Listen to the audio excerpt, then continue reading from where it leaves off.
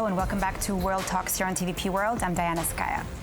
Now, a senior Russian commander announced that Russian troops have retaken 2 villages in the western Kursk region. Now, this following last month's Ukraine surprise incursion. Now, in early August, Ukraine launched its largest cross-border attack on Russia since the Second World War by using drones and heavy weaponry to breach the border. Now, the 2 recaptured villages are located about 15 kilometers from the previous front lines set by Ukrainian forces. Now, this advancement may give Russian forces a strategic position to target Sverdlikovo, which Ukraine has been using as a logistical hub. Now, to discuss the ongoing situation, I'm joined now by Frank Ledwidge, Senior War Studies Lecturer at the University of Portsmouth. Sir, thank you so much for being with us here this morning on World Talks. Good morning, Diana. Now, just to begin by asking, let's talk about Ukraine's continued success here in drones, in shooting down Russian drones, right? Meaning that there's actually quite an effective air defense system. Now, what does this actually mean for the future of drone warfare in the conflict?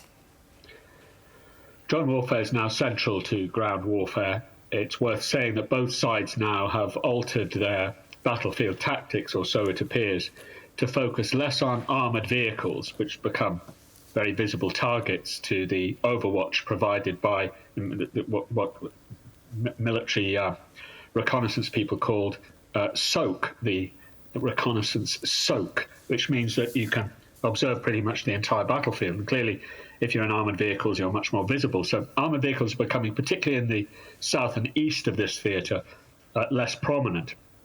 And dismounted infantry is now more prominent. That means infantry soldiers who maneuver without armoured vehicles. So there's that, and that's at the very lowest tactical level. But, of course, the role of drones has become utterly central overall. For example, until about a year ago, probably about 75% of casualties were inflicted by artillery, and still artillery is a very major factor on the battlefield.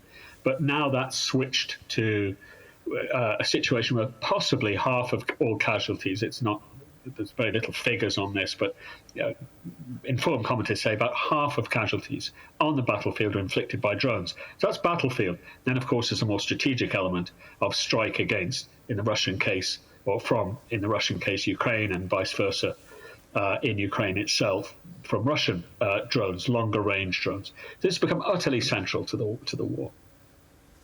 Now, given the current back and forth territorial exchanges right between Russia and Ukraine, what role do you think Western support, particularly in advanced weapons, will play in defining this next phase of the conflict? It seems that Ukraine is now almost entirely reliant on Western anti-aircraft missile technology and equipment, since it seems to have run out of the old former ex-Soviet gear, such as the superb S-300 system and various other Russian systems. The problem is, of course, that the West itself is becoming somewhat strapped for this kind of equipment, and the gaps in Western provision of this are becoming very, very clear. And I think many Western powers are concerned that they themselves will be left without air defences. That's in the air. On the ground, many nations are, including, I can say, and especially the United Kingdom, really have nothing left to give. And I think that's the case for many major powers.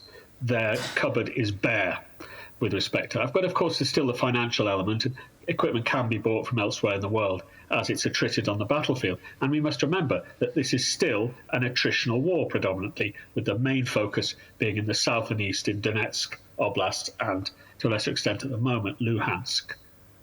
Right. Now, let me ask you just about here the humanitarian aspect and specifically about these Russian evacuations, right? How is this going to affect both Russian civilians and the broader narrative of the war? I mean, the Russians have been so, with the Russian propaganda that's dominating Moscow, that's dominating there.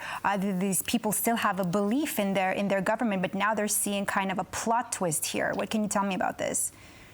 Well, if you're referring to Kursk, I'd take issue with that. I think that what's happened, according to other sources, is that, and this is entirely predictable, there has been an increase in recruitment in Moscow, particularly metropolitan Russia, which is, say, Western Russia, because whether it's propaganda or not, I think people have seen that their own homeland is under threat. And of course, it's the same with strategic bombing. By that I mean attacking civilians. The usual rationale for that is, well, people will come to realize that the war has come home to them. Well, actually, what happens on both sides is when you see your homeland being attacked, the response is, well, I think we should defend that, and we are going to do so. And it doesn't matter whether you're Russian or Ukrainian, the same human impulses apply. So I think that the attack on Kursk has had that effect. And let's not forget that this part of Kursk Oblast, it's very remote. The largest town is Sudzha, which has a few thousand people in it. And to put this into context, in its urgent context, the Russians capture such towns in the south and east, which is the focus and should be treated as the focus of the war, every couple of weeks. So I take issue with this idea that the Kursk incursion has altered the narrative of the war, and if to the extent it has, I don't think it's necessarily in the longer term positive for Ukraine. Professor, now how do you see the Ukrainian defense budget, I'm talking about the Ukraine defense budget increase, influencing future negotiations for military aid from Ukraine's international allies, particularly, of course, the European Union and the United States? I think it's irrelevant. I mean, most or much of Ukraine's budget is underwritten by the United States, which was the and indeed its European partners. What is relevant is what's happening on the battlefield. And, of course, far more relevant than that, unfortunately, is the US election. So I don't think we're going to see any major moves before that. But again, some reality here. It's become clear over the last couple of weeks that European promises to ramp up defence production and alter our whole perspective to defence, these things haven't happened. And that's why in the medium term, I think Ukraine cannot predominantly look to Europe for its supply, and in turn, that's why the Ukrainians very properly and indeed very effectively are developing their own systems. But Europe's in real trouble. Ukraine can really, in the longer term, only rely on the United States, which has equipment in storage and, of course, has all the resources to be able to supply that. The problem, or one major problem, of course, are the political issues within the US itself. I think beyond November, we may see an unlock of some of that, but we may not. Depends, of course, who gets elected. Right. Now, Professor, Ursula von der Leyen is in Kiev today. What does her visit say about the EU's long-term commitment to Ukraine? And also, what message is she trying to portray here by taking this trip? Of course, also right before Zelensky is also soon to visit the United States.